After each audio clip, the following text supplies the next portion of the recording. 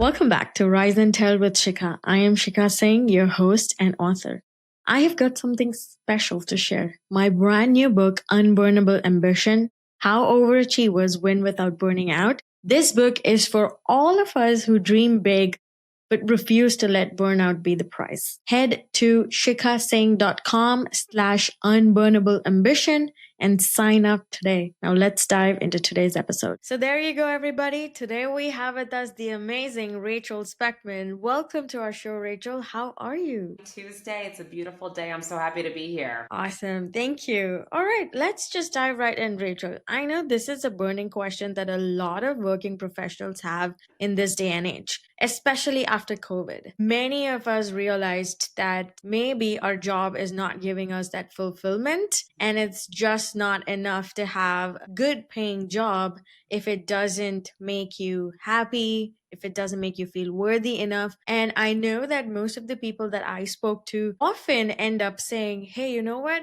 Yes, I have a good job. It's not that I hate it, but I know I can do something much more. So, as a coach, what would you suggest to people like that? Just had a session this morning with somebody who's returning from a leave. And I said, what are you most excited to go back for? And she said, nothing. And that was a really hard realization for her and for me. And what we ended up getting at is, how does she use the job that she's in right now and be very intentional? I would say gather the right contacts and be intentional about developing the skills so that she can apply it to an organization and really a problem that she wants to solve that she's much more organically excited about. And there is something I talk about often, is thinking about a job for a reason, a season, or a lifetime.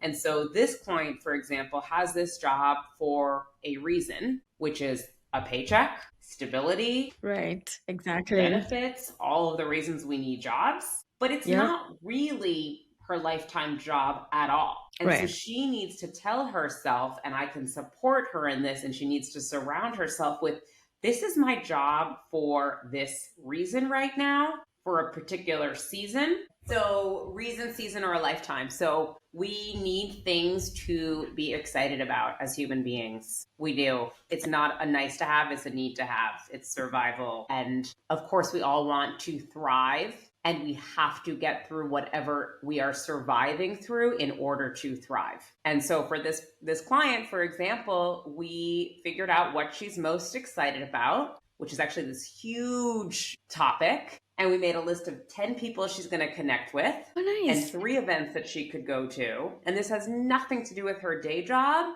but it's things that she's excited about. I shouldn't say it has nothing to do with her day job. She is going to be able to use the incredible skills that she has from her job and start exploring. And that's the key, exploring. When we're unhappy, we get impatient. That's just life. Right. So it is pushing a boulder uphill. And many people I work with are 20 to 40% happy at work, which is a low percentage, sadly.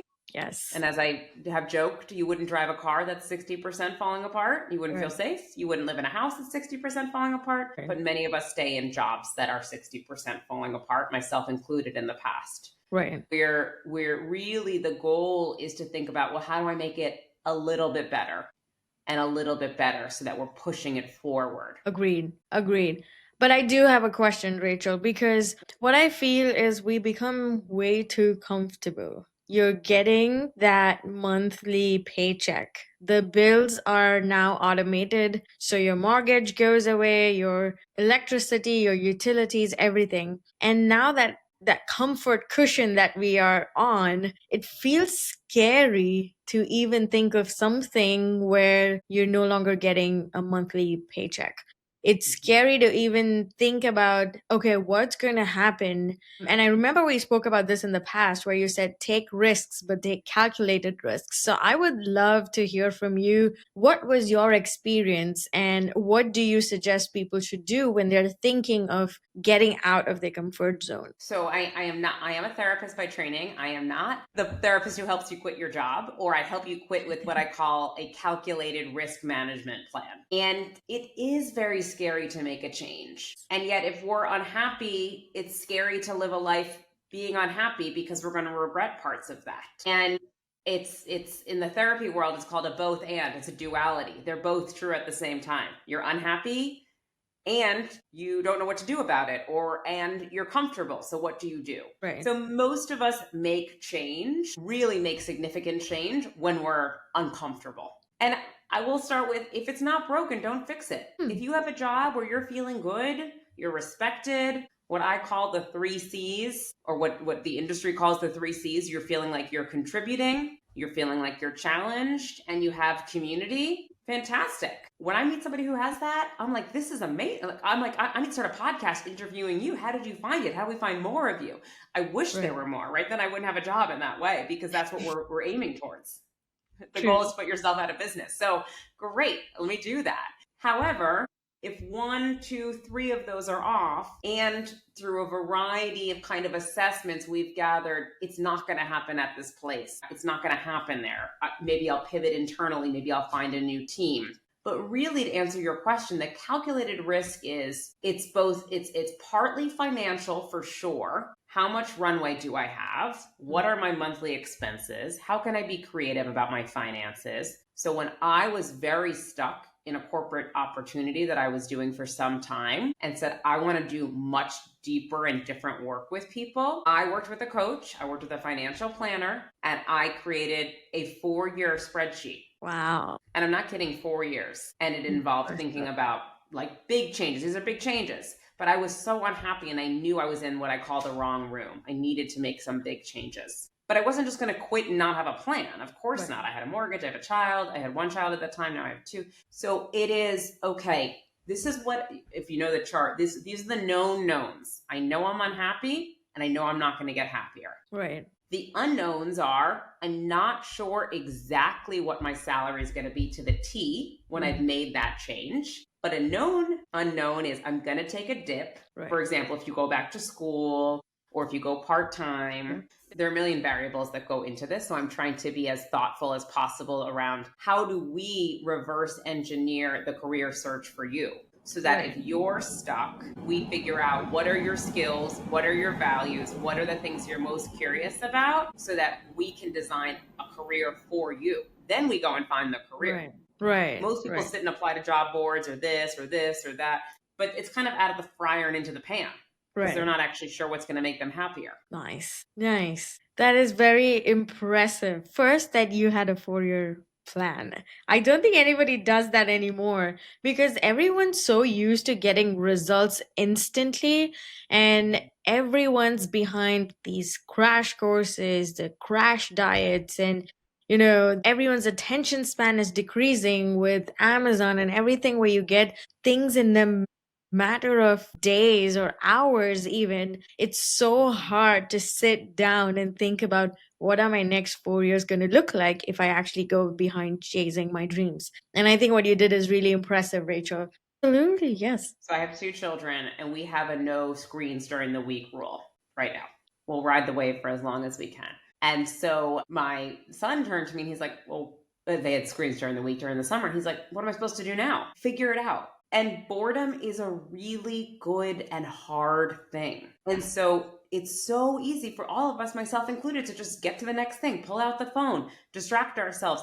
All of a sudden, my son is making these Legos. He's doing recycling. He took out a drawing book. Again, he didn't know what to do with himself, so he's testing out all of these things. And I do think that the boredom, the stillness, the discomfort with, what is really where the shifts often happen. So I just wanted to say that. Agreed. So tell me, when you've worked with high-performing individuals in a professional setup and in the corporate world, what's one of the most common things that you've noticed in people that they fail to notice about themselves? Okay, I would say 2 top things. One is, hands down, they do not regard themselves as a high-performing professional, even though they are running budgets that are large. They're running a team. They've successfully interviewed at this place and they've been recruited. And they're like, do I qualify as high performing? So first we have to talk about you I just wrote a blog about this. I can put it in the link notes, but Sure. you determine what winning is. You determine what high performing is. And it's our self-talk and that mindset that we really need to start with, because if we're not taking ourselves seriously, how is anybody out there going to take us seriously? True. And that's ongoing coaching and,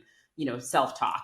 And that's really where a lot of mental health comes in, around where do these negative voices come from and those kinds of things. Yeah. The second is there's just a lot of fear. Well, the economy's going a certain way, or, well, when I made a change in the past, this is what happened. And so we let the fear, the what if voices, or in, again, therapy speak, which is very relevant here, the if this, then this, these Right. kind of absolute conditioning happen, as opposed to, if I go and get this degree, if I go and connect with this person, if I figure out what might be missing from that organization that I could add and bring value to, then I don't know what, because I haven't done it yet. So it Interesting. is a beginner's mindset. And I do think, not to kind of harp on having small children, but I do think that's where we can learn a lot from. When we're children, we go from first grade to second grade to third grade. Every year there's something new. What am I learning? What is this? And as adults, we have to basically create this for ourselves. Yeah. And it's so difficult also though. Like all the time. I know you spoke about fear but that's like the most biggest thing holding all of us back from reaching our max potential and from getting or achieving any of the dreams that we've ever dreamt of. Rachel, I'm intrigued and I'm interested to know you as a person. What do you do now that you've coached for so many years? You've been in the industry for a lot more years in the marketing area. What do you do when you are faced with this feeling, oh, maybe you know what? I need to do something more. I know you already mentioned you created a 4-year plan in the past, but now knowing what you know, and with all the experience that you have and the people you've met, what do you do when you're faced with that dilemma of maybe this is not giving me what I initially thought it would? Thank you. I don't think anybody's asked me that. So there are two things I want to say. The first is my mission in Made for More coaching, because I went through my own career transition and I've never been happier as a full-time therapist. I mean, it just lights me up that I get to do this work and somebody pays me for it, and I was there all along. Right. And it doesn't mean every single thing is amazing, but I did find what's really my calling, which is connecting with people, authenticity. We're solving problems. I love it. It's intellectual, it's rigorous. What I have found in the Made for More coaching, because I'm helping people soul drained find soul aligned work, I need to do this work that aligns with my soul. And so I will check in with myself. Okay, I didn't really like being at that event. Why? Okay, it didn't feel soul aligned. Okay, why? I really like talking to Sheekha because we had a really good energy. Okay, she felt soul aligned. Why? She was curious. She was warm. She asked great questions. So I'm constantly kind of interrogating. I joke, I have an advisory board that I've created. I'm like, it didn't go well because it was out of alignment for me. Right. It doesn't mean if it's in alignment, it's perfect, but I know that. And the second thing is I really try to surround myself with really supportive people, not yes people, but if I say, can you give me feedback on this? They will say, this is great, and here are 10 things you can do to make it better. Wow. And this is great. Yes, this is crazy. You know why? Because that's exactly the kind of conversations I have with my friends and with others who keep asking me that same question. Find and surround yourself with people who are giving you actual feedback, not just nodding their head or patting you on the back because you've done something, but actually pointing out areas where you can improve. And that is so crucial. Not just I've had that experience when I've written books or published something, but I've noticed that even when you are in just discussing about life or going through something, I think having people with you that give you that feedback without wishing nothing wrong on you, I think is so important for a person's growth, and at any point in their journey it's so crucial, and you do it. I just love the fact that you are authentic, Rachel, and you're sharing all your experiences and the actionable tips. I think that's what people miss these days. Yes, we can listen to 100 podcasts. Yes, we can watch, inspirational and motivational stuff. But unless and until you're actually implementing those and you're actually doing it, you're not going to see any difference. And so you brought up so many great points today. So thank Oh, you for that, Rachel. This is great. thank you. Can I give the audience two tips right now to just go and do? Of Do we have a course. minute for me to do that? Of course. The first is every company, almost every company and nonprofit has a board of advisors. You can't build this by yourself. Find 2 to 3 people that are on your team. And I don't mean your team at work. I mean Team Rachel. I have 5 people on my team that some are from jobs like 10 years ago. Some are more recent. And I will send a quarterly newsletter of what I'm doing to them. So if you're stuck, here's where I'm stuck. Here's why I'm stuck. Here's what I'm doing about it. You want to be really thoughtful about how many people's opinions you're bringing in, because everyone has opinions. But if you know that they're on your team, that is how you can start to build what I call your own board of advisors. Correct. And the second is I tell everybody to do a career audit. So what in your day is making you the happiest? What percent of the time are you doing that? And what's making you the least happy? And what percent of the time are you doing that? If you just have that data, you already have more clarity about yourself. Love it. Love it. Love it. This is just great because I've done that recently. And so that actually brings me to the next question, Rachel. These days, Gen Z and even millennials, they are into the hustle culture, or they were, I should say. Right now, everyone, whenever you go online, when you're looking at TikTok, Instagram, whatever, everybody's kind of telling you to do some side hustles and get passive income.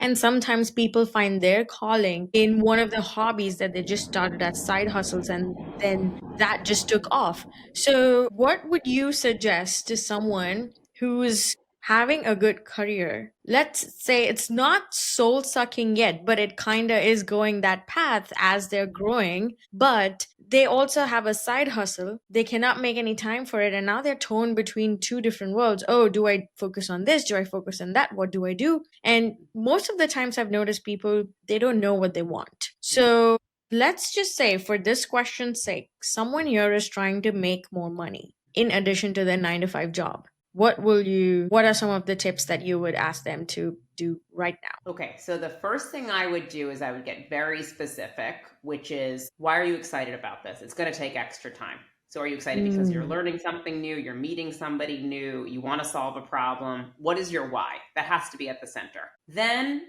how much time do you actually have to do this? If you say I have an hour every 3 weeks, great. What can you build in an hour every 3 weeks? You can write one LinkedIn post every, whatever, I'm making that up. Okay, you have 3 extra hours after school. I'm working with several people who are educators and want to make an extra side hustle. Right. You have 3 extra hours. Okay, that's 12 hours a week. Let's think about what we can get done in 12 hours a week. What are the deliverables that you want? I like to think in 3-month chunks. What are the things you can get done in 3 months with 12 hours? Right. You could launch one thing. So then you're getting, again, more of a, I don't want to say business plan because people get kind of intimidated by business plan, but you're getting a plan that's engineered to you, your time, your interest. And then the last thing I would say is really thinking about, it's very easy to create a nice plan. It's like very easy to create New Year's resolutions on January 1st. But what about creating resolutions on, April 1st, right before tax season? Whatever. Like, what are you going to do when things inevitably get in your way? If you can kind of put that together, be really clear on your why, be very clear on how much time you have, and then anticipate for obstacles, which are going to happen. And anticipate could be, I'm not going to rely on this income. I'm going to see it as extra income. Or I'm going to assume, it's like every store assumes like 5% of sales is going to be, unfortunately, like lost to shoplifting. Like, I'm just going to assume that's going to happen. Right. Then you can plan accordingly for that. Got it. Understood. Informative. Thank you, Rachel. Thank you for those tips. Have you personally been burnt out? Oh, yes. And so, are you talking about the last 24 hours? Or are you talking about whenever? I was actually thinking more about parenting burnout, but yes, go ahead. That too. But it just in general, with everything that you have on your plate, including being a parent, which I feel is a great responsibility. How did you manage? And first of all, how did you know that you were burnt out? And second, what did you do to recover from that burnout? I think a key part of burning out is it can be a very slow burn. So it can be death by 1,000 cuts. Yes, of course, sometimes we'll have a horrible review at work, or we have a toxic boss, or and it's a very quick, like, I'm burnt out. Or you have a big fight with your child, you're burnt out. Okay. What about this morning I was like, wow, I'm hearing myself nag a lot. And every time I nag, it's like cumulative.